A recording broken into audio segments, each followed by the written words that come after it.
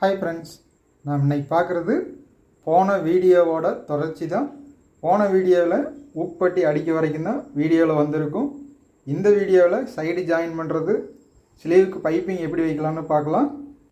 நாம் பார்க்குற இன்னொரு ப்ளவுஸும் இதே அளவு ப்ளவுஸ் தான், அதுக்கும் இதே மாதிரி தான் ஸ்டிச்சிங் செஞ்சுருக்கு. கழுத்துக்கு மட்டும் சிங்கிள் தையல் அடிச்சிருக்கு, அவ்வளோதான். சிங்கிள் தையல் வேணுனாலும் அடிச்சுக்கலாம், உள் சைடு கிளாத் வச்சு அடித்து திருப்பிக்கலாம்.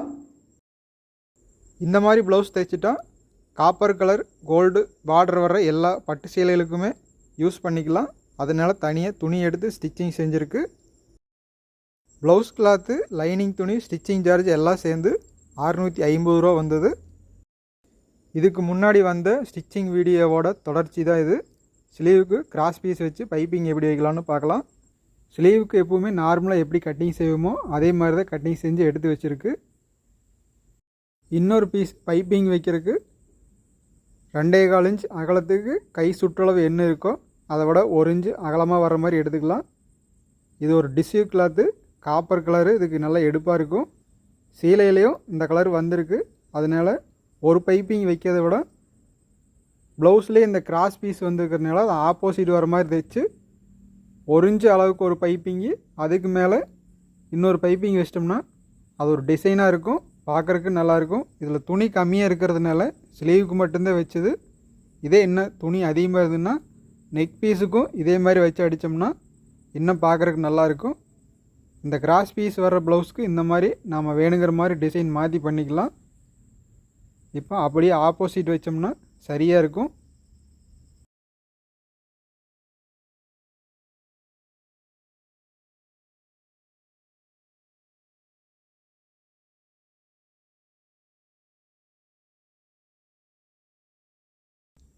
ரெண்டு இன்ச்சு அகலத்துக்கு ஒரு பீஸ் வெட்டியிருக்கு. அதில் 1/4 இன்ச்சு அளவுக்கு இந்த பைப்பிங் ரெடி பண்ணதை வச்சு அடிச்சுக்கலாம். ஒரு பீஸ் அடித்ததையும் இன்னொரு பீஸும் ஆப்போசிட் வச்சு அதே மாதிரி தைச்சிக்கலாம்.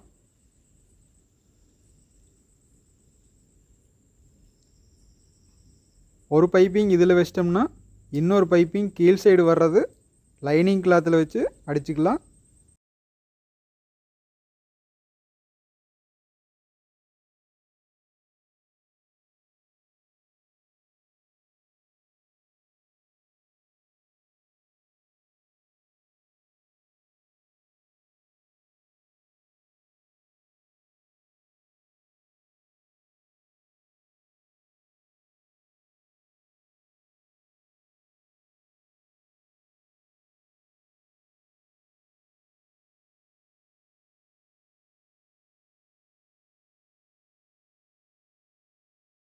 ஸ்லீவ் கட்டிங் செய்யும்போது 3/4 இன்ச்சு மடிச்சு தைக்கிறதுக்கு துணி விட்டுருந்தது, அதையும் கட் பண்ணி எடுத்துக்கலாம்.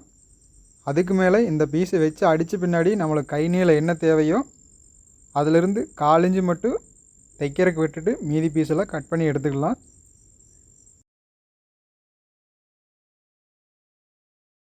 ஸ்லீவ் கட்டிங் செய்யும்போது இதே மாதிரி கட்டிங் செஞ்சுருக்கலாம். துணி இல்லாமல் போயிட்டு என்ன பண்ணுறது அப்படின்னு ப்ளவுஸெல்லாம் கட்டிங் செஞ்சு தைச்ச பின்னாடி மீதி இருந்தால் மட்டும் பைப்பிங் வச்சு இந்த மாதிரி தைச்சிக்கலாம் அப்படின்னு விட்டுட்டேன். 2.25 இன்ச்சு அகலம் இருக்கிற மாதிரி 2 பீஸ் மட்டும்தான் மிச்சமாச்சு.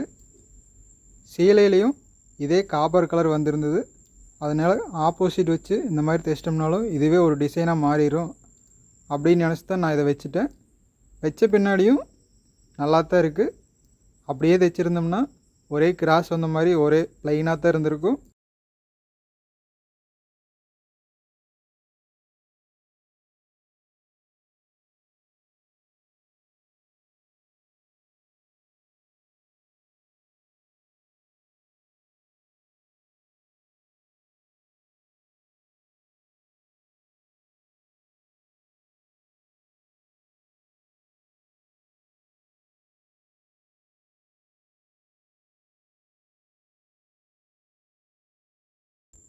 ரெண்டு ஸ்லீவுக்கும் வச்ச பின்னாடி கை நீளம் என்ன தேவையோ அதே அளவுக்கு தான் லைனிங் கிளாத்து கட்டிங் செஞ்சுருக்கு.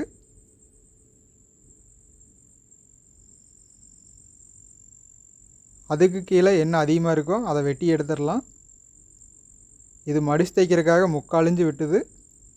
நாம் பைப்பிங் வைக்கிறது 1/4 இன்ச்சு மட்டும்தான் வச்சு அடிப்போம். அந்தளவுக்கு மட்டும் துணியை விட்டுட்டு மீதியெல்லாம் கட் பண்ணி எடுத்துக்கலாம்.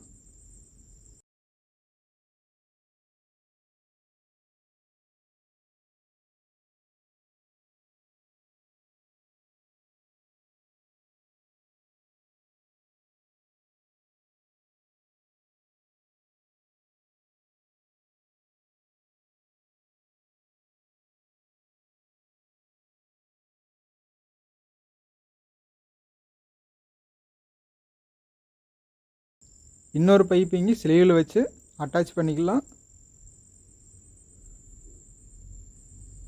2 ஸ்லீவும் ஆப்போசிட் வச்சு தைச்சிக்கலாம். அதுக்கு தான் மார்க் பண்ணியிருக்கு, மாறாமல் இருக்கும். நம்ம சேனல் பார்க்குற முக்கால்வாசி பேர் எல்லாருமே புதுசாக கற்றுக்கிட்டு அடுத்து நாம் எப்படி நீட்டாக தைக்கலாம், ஒவ்வொரு ப்ளவுஸுக்கும் என்னென்ன குறைகள் வரும் அதெல்லாம் தெரிஞ்சு எப்படி சரி பண்ணிக்கலாம் அப்படின்னு தான் சேனல் அதிகமாக பார்ப்பாங்க. நீங்கள் ஸ்டிச்சிங் செஞ்சுக்கிட்டே இருந்தீங்கன்னா தான் உங்களுக்கு ஒவ்வொரு ப்ளவுஸ்லேயும் ஒவ்வொரு அனுபவம் கிடைக்கும்.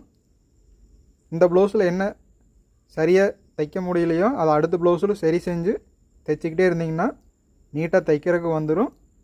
ஆனால் டெய்லி ஒரு 2 மணி நேரம்னாலும் நீங்கள் மிஷினில் உட்காந்து ஸ்டிச்சிங் செஞ்சுட்டே இருக்கணும். அப்போ தான் கையும் செட் ஆகும். நம்மளுக்கு எதுவும் தைச்சி பழகுனதும் மறந்து போகாது. அடுத்து என்ன தைக்கலாம் அப்படிங்கிறதும் வேகமாக தைக்கிறதுக்கு வரும். 2 பைப்பிங்க்கு இடையில 1 இன்ச்சுக்குள்ளே துணி இருந்தால் மட்டும்தான் பார்க்குறக்கு நல்லாயிருக்கும். ரொம்ப பெருசாக இருந்தனாலும் அந்தளவுக்கு பார்க்குறக்கு நல்லா இருக்காது. அதனால் 1.25 இன்ச்சு மட்டும் வச்சுக்கலாம். தைக்கிறதுல 1/4 இன்ச்சு போயிடும். மீதியெல்லாம் கட் பண்ணி எடுத்துகிட்டு லைனிங் கிளாத்தில் வச்ச பைப்பிங்கை ப்ளவுஸ் கிளாத்தில் வச்சு அட்டாச் பண்ணிக்கலாம். இதை அடித்து திருப்பினோம்னாவே 2 பைப்பிங்கும் வந்துடும். கீழ் சைடு இருக்கிற ப்ளவுஸ் கிளாத்தை லைட்டாக இழுத்து மாதிரி வச்சுக்கலாம். லூஸாக அப்படியே விட்டுட்டோம்னா எண்டில் முடியும் போதும் ரன்னர் போகிற வேகத்துக்கு அப்படியே உள் சைடு போயிடும். அப்போ 1/4 இன்ச்சு பத்தாமல் வந்துடும். இப்போ சரியான அளவு இருக்குது.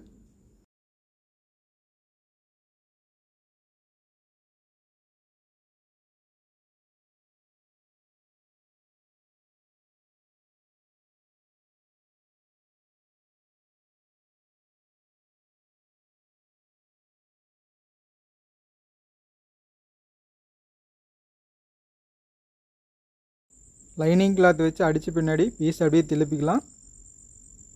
பைப்பிங் மட்டும் மேல் சைடு வந்துடும். ஊசி அடைக்கி ஒரு தையல் அடிச்சுக்கலாம்.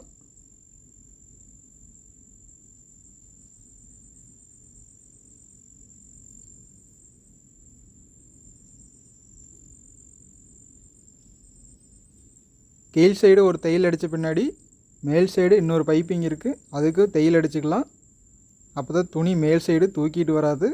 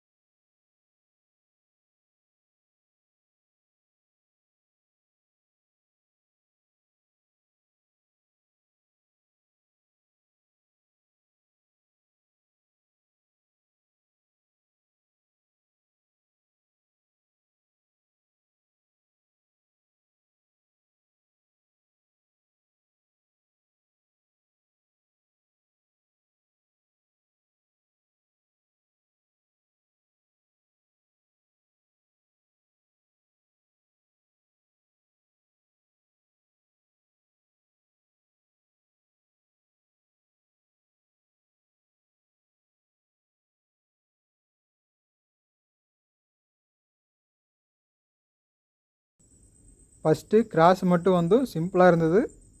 இதே ஆப்போசிட் வச்சு 2 பைப்பிங் வச்சங்காடி பார்க்குறக்கு நல்லாயிருக்கு. பெரிய தையல் வச்சு சுற்றியும் தையல் அடிச்சுக்கலாம்.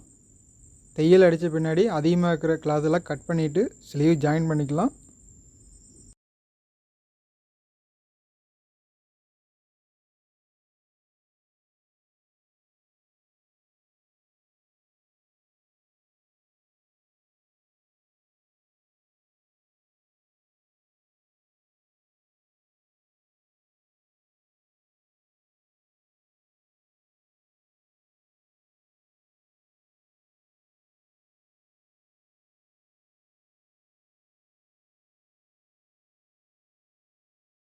ஸ்லீவ் சுற்றளவு சரியாக இருக்கான்னு வச்சு பார்த்துக்கலாம்.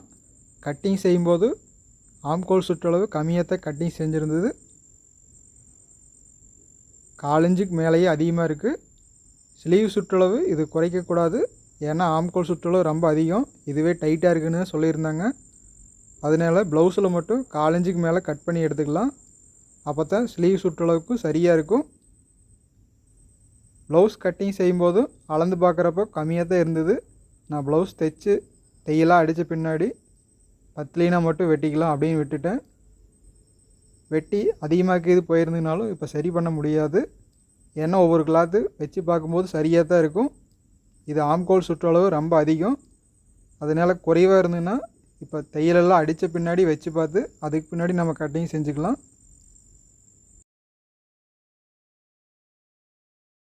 ஸ்லீவ் ரவுண்ட் ஷேப் வர மாதிரி கட் பண்ணி எடுத்துக்கலாம். அதே டாட் பிடிச்சிருந்தது. அதனால் 2 பீஸ் வெட்டும் போதும் கத்திரிக்கோல் சரியாக வெட்டலை. அதனால் ஒவ்வொரு பீஸாக எடுத்து வெட்டிக்கலாம்.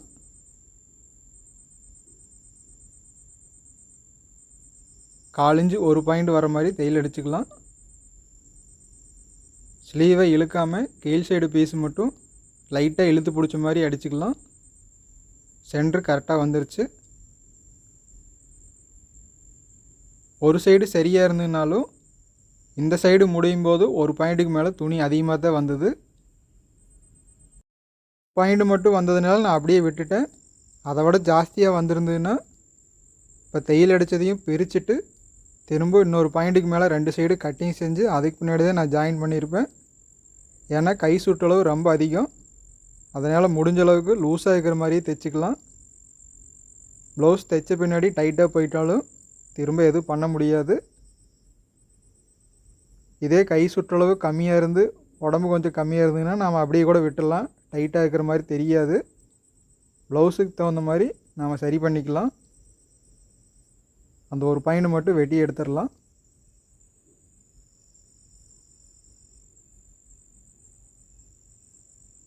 சரியான அளவு வந்துருச்சு.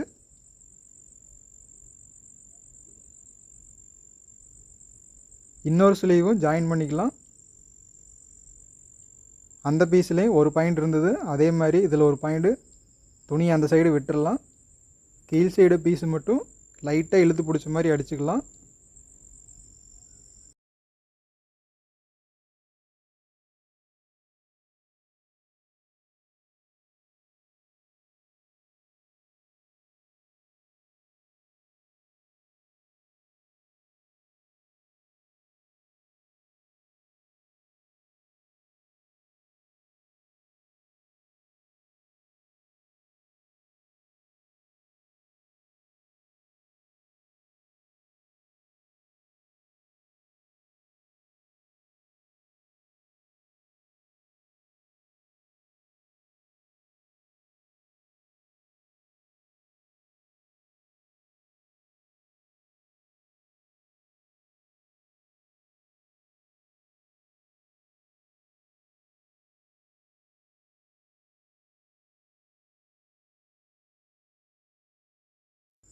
இந்த ஸ்லீவ் ஜாயின் பண்ணும்போது இந்த சைடு ஒரு பாயிண்ட்டுக்கு மேலேயே துணி அதிகமாக இருக்குது. அதை கட் பண்ணி எடுத்துக்கலாம். ஏன்னா ஒரு சைடு மட்டும்தான் 2 ஸ்லீவ்லேயும் ஒவ்வொரு பாயிண்ட்டுக்கு மேலே அதிகமாக வந்திருக்கு. அளவு ப்ளவுஸில் இடுப்பு அளவு என்ன இருக்குதுன்னு பார்த்துக்கலாம். 34 இன்ச் இருக்குது. கை சுற்றளவு 7.5 இன்ச் இருக்குது. 7.25 இன்ச் ஒரு பாயிண்ட் இருக்குது. மேல் சைடு 7.75 இன்ச் இருக்குது. ஆம்கோல் சுற்றளவு 18 இன்ச் இருக்குது.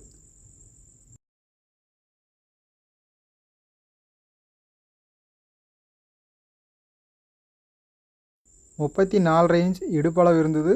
அதை 4ஆக பிரிச்சுக்கலாம். ஃப்ரண்ட் சைடு 8.5 இன்ச் வச்சுக்கலாம். பேக் சைடு 8.75 இன்ச் டாட் பிடிக்கிறதுக்கு 1 இன்ச் சேர்த்து 9.75 இன்ச் வச்சுக்கலாம். 2 பீஸும் வச்சு தையல் அடிச்சுக்கலாம்.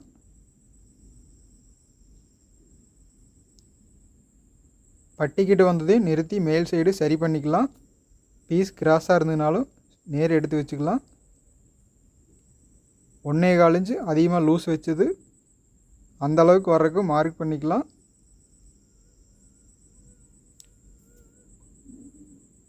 அங்கே கொண்டாந்து நிறுத்தி கை சுற்றளவு என்ன இருக்கோ அதையும் அளந்து பார்த்து அதிலே கொண்டு போய் தையல் அடிச்சுக்கலாம்.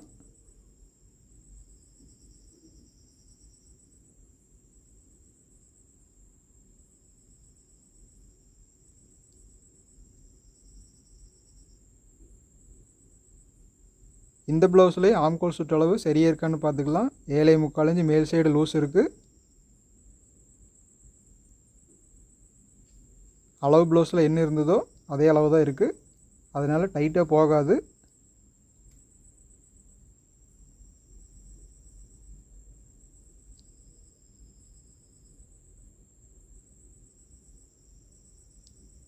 இந்த சைடும் கீழ் சைடு இடுப்புக்கு என்ன அளவு வச்சோமோ அதில் மார்க் பண்ணி இந்த தையில் அதிலே கொண்டு போய் ஜாயின் பண்ணிக்கலாம்.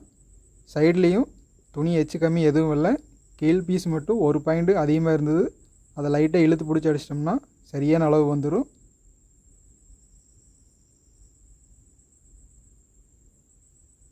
சைடு கரெக்டாக இருக்கான்னு பட்டி ஜாயின் பண்ணும்போதே நான் வச்சு பார்த்ததுனால இப்போ தைக்கும் போதும் அப்படியே தைச்சிக்கலாம், எச்சு கம்மி வராது. அடுத்து பேக் சைடு டாட் பிடிச்சிக்கலாம், 4 இன்ச்சு நீளத்துக்கு பிடிச்சிக்கலாம்.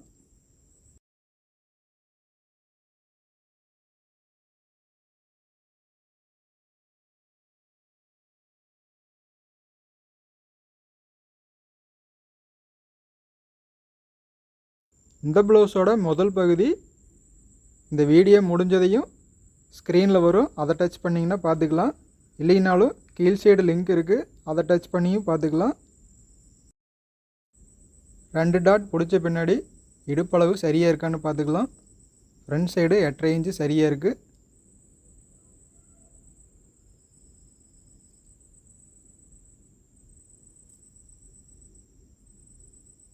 முப்பத்தி 4.75 இன்ச் இருக்குது. 4 இன்ச்சு அதிகமாக இருந்ததுனாலும் அப்படியே விட்டுடலாம். எக்ஸ்ட்ரா லூஸாக இருந்தால் டைட் பண்ணுறதுக்கு ஒரு கயிறு கட்டுவோம், அதில் வேணாலும் சரி பண்ணிக்கலாம்.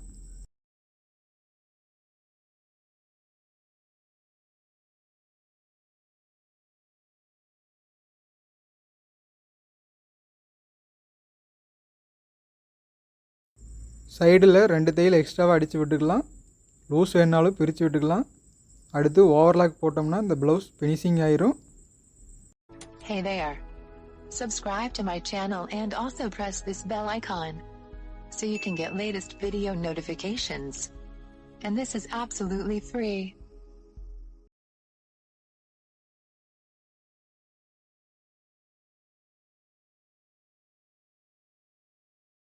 இந்த ஸ்டிச்சிங் வீடியோ இதோட முடிவடையுது.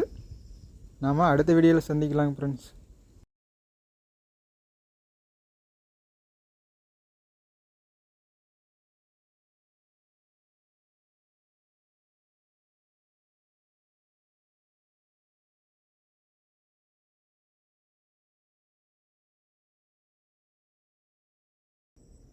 கை சுற்றளவு மேல் சைடு அளவு ப்ளவுஸில் என்ன இருந்ததோ அதே அளவு வந்துருச்சு.